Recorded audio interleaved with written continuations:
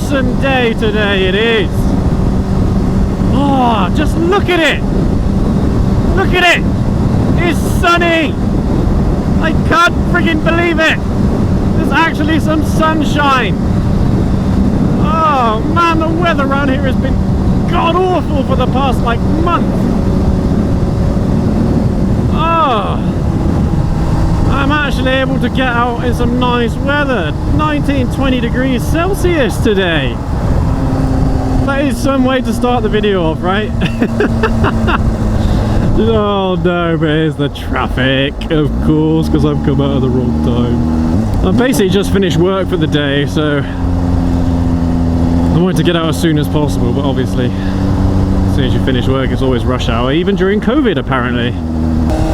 Oh, sorry for that start of the video. I'm just so excited to get out in some nice weather for a change. I mean, the traffic isn't that great today.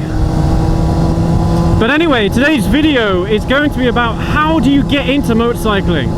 Like, what is it you have to do to get into it? Maybe you've been driving for a few years, or maybe you've been driving most of your life, driving a car, or maybe even you're a younger person who's trying to find a way to get themselves to school, or maybe to get themselves to that part-time job and give yourself a little bit more freedom. Well, today I'm going to explain the kind of steps you have to go through to, one, get yourself a motorcycle and be road legal, and two, what it is you have to do then to get yourself a full motorcycle license to then get on a big motorcycle. Let's get into it.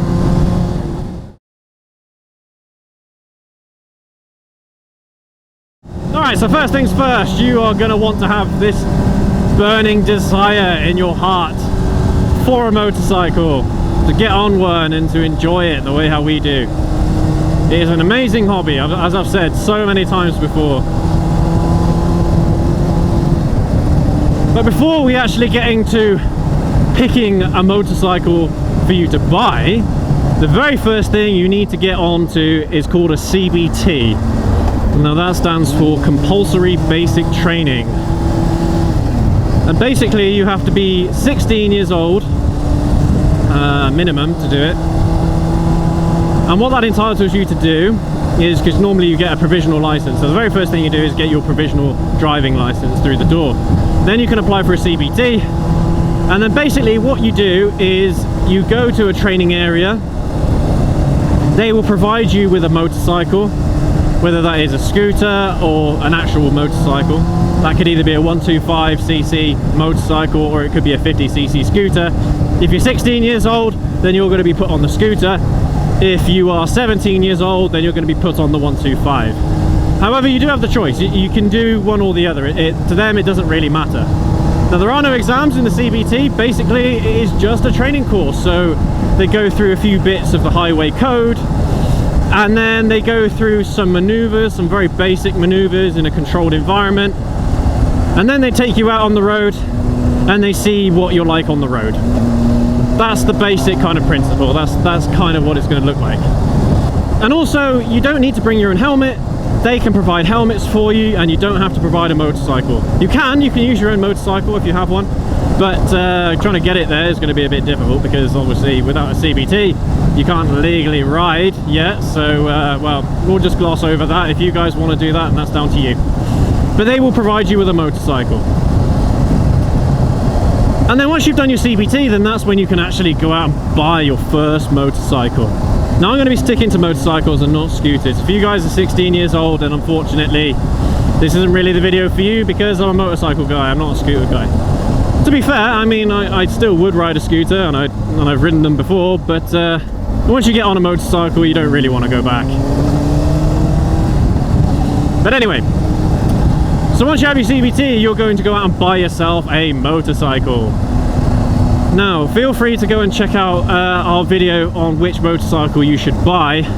I'll have it linked in the top corner there for you to watch after this video.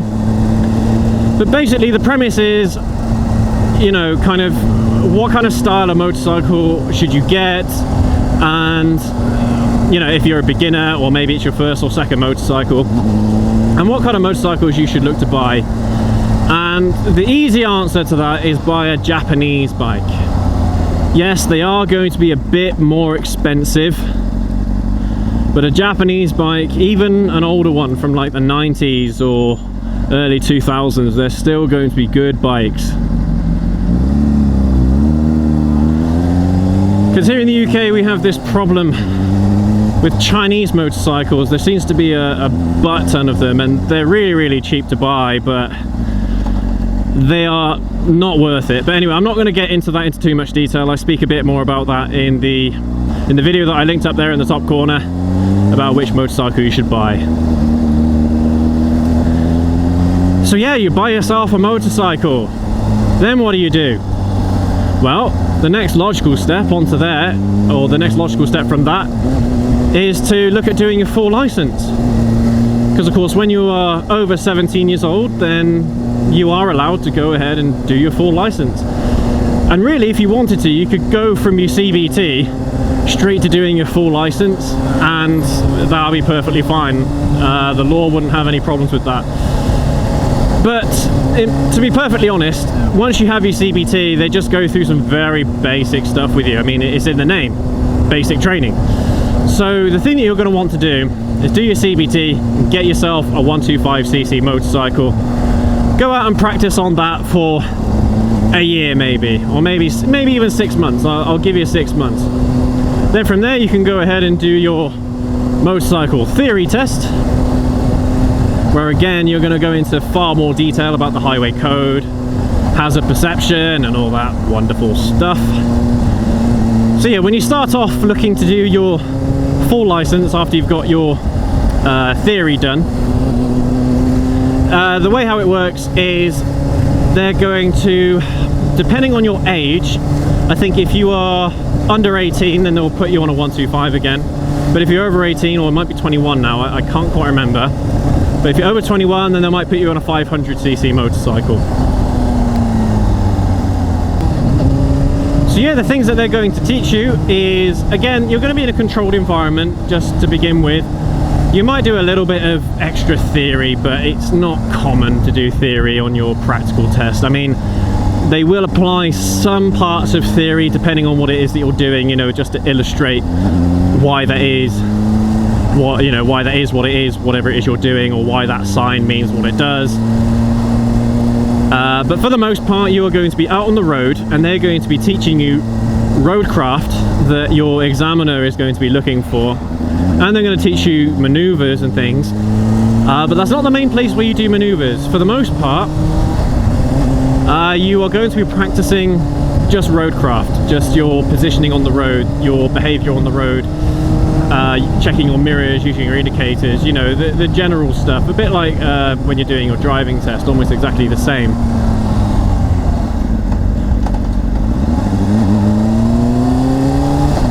But there's two parts to the practical test. The first part is arguably harder than the second part, and that is where basically you will be tested in an enclosed space. So it'll be almost the size of a parking area, you know, that kind of thing. And that is where you do all of your maneuvers, all of them. The vast majority of maneuvers. The only thing they can't do is a hill start on there. And again, I have another video about how to practice hill start, so again, I'll link that in the top corner there for you now. But yeah, the main maneuver that they're probably going to ask you to do is a hill start on your practical test when you're actually out driving or riding on the road. But that's the second part. The first part, you have things like a figure of 8, you have emergency stop, you have reversing the motorcycle. I'm trying to think what else you have. I think that might be it, or there might be a few more things than that, but I'll go into them a bit more detail. So with the figure of 8, it is basically like so you have two sets of cones that are going to be out in front of you, and you have to do figure of 8s around them without putting your foot down and without going too wide around them. Because of course they're trying to encourage you to do tighter turns rather than wider turns. You know, it just demonstrates your control and maneuverability on the bike. So that's the figure of 8. Then you move on to reversing the motorcycle. Now I cannot remember for the life of me if you get off the motorcycle to do this, or whether you are sitting on the motorcycle and you simply just push the bike back with your feet. I can't remember, but it is one or the other. But then you'll move on to, I'm sure there's something else in between there, but the main thing that is going to catch you out is the emergency stop. Now the way how that works is you'll have the examiner that will be standing basically on the opposite corner of the course, and you have to do a sweeping bend, a relatively long sweeping bend, and they have speed guns there. And what they're trying to do is they want you to get up to 40 miles an hour around the bend and then going through the speed guns. You have to be doing a minimum of 40 miles an hour when you go through the speed guns. And then what's going to happen is that the examiner is going to put their hand up and you have to brake as hard as you can in a controlled manner and without skidding. That bit is really, really difficult. And I have to say, when I did my part of the test, the emergency braking, I thought I skidded the rear wheel when I did it, but apparently I didn't, so I must have been right on the cusp, because I could feel the back wheel kind of lifting a little bit as I was applying the brakes. But anyway, I'm going to tell you guys a little trick about that. Now you might be taught this, you might not be taught this, but basically you don't want to put on the brakes after you go through the speed guns, just in case you are close to being under 40 miles an hour. So you want to be accelerating all the way past the speed guns, but then as soon as you get past the speed guns, take your hands off the throttle. Not physically off the throttle, but you know what I mean. Just disengage the throttle. So the bike is already slowing itself down. Because by that point, before the examiner puts their hand up, you're probably already slowed down by 10 miles an hour or so.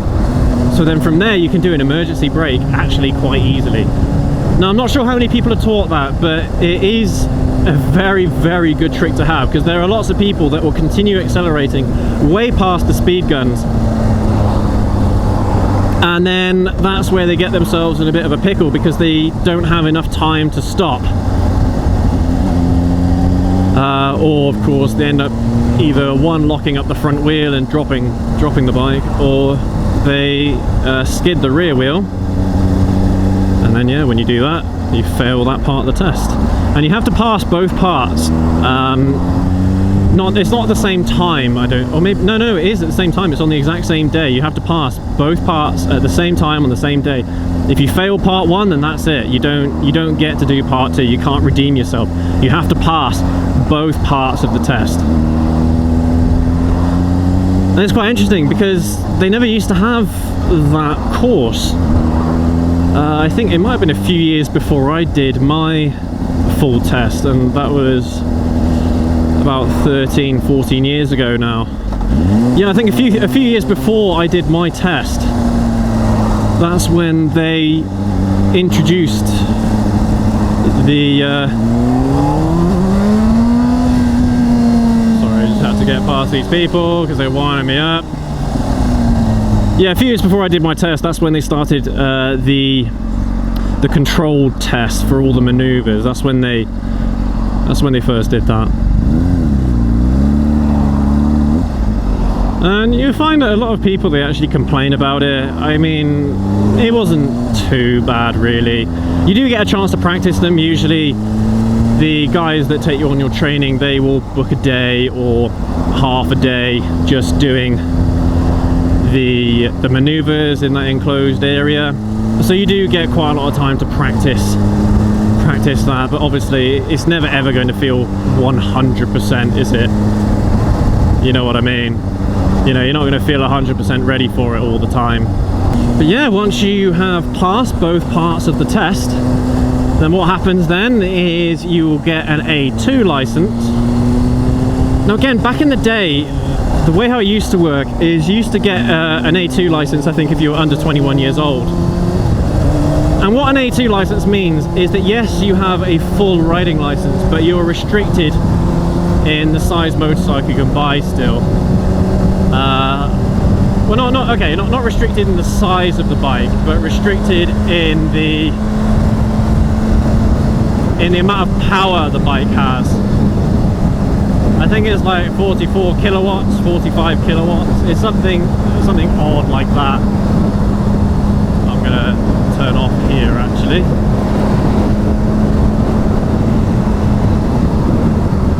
And basically what you have to do on A2 is you have to ride that bike for 2 years, and then you will automatically be put on to, or you will automatically get a full license from that, where you can ride any size motorcycle. That's what it used to be like back in the day. But I have heard that they've changed it now, where actually, regardless of your age, you have to do the 2 years on an A2, regardless of how old you are. Which kind of sucks. I mean, how much bureaucracy do you want in something like this? You know, either give someone a full license or don't. They've done everything else you wanted them to do, you know? So that is a bit of an annoying hurdle that you guys are going to have to jump over. For some reason with motorcycles in this country, it just seems like they want to add more and more hoops that you have to jump through in order to get a full license nowadays. Yeah, and it's kind of annoying, to be perfectly honest. You know, I am happy with the over 21 thing, or A2 for 2 years. I'm happy with that. That's fine. But come on, it just sucks, you know, considering that all that drivers have to do is just a theory test and then a practical test, and then they can go home with a full driving license. Whereas motorcyclists, they've got a 2-part test that they need to do, and then they can't even ride any bike they want without having to ride 2 years on a smaller bike. I mean, okay, to be perfectly honest, I kind of agree with that strategy, you know, in the sense that you kind of mature as a rider the older you get, and yeah, you realize that the power can be quite dangerous and you have to treat it with respect. But you don't want governments telling you that. You want to make that decision on your own. You should have the freedom to go out and buy yourself an R1 if you want to, you know. I don't advise it, but you should be able to, is what I'm saying. It kind of sucks. But there you go.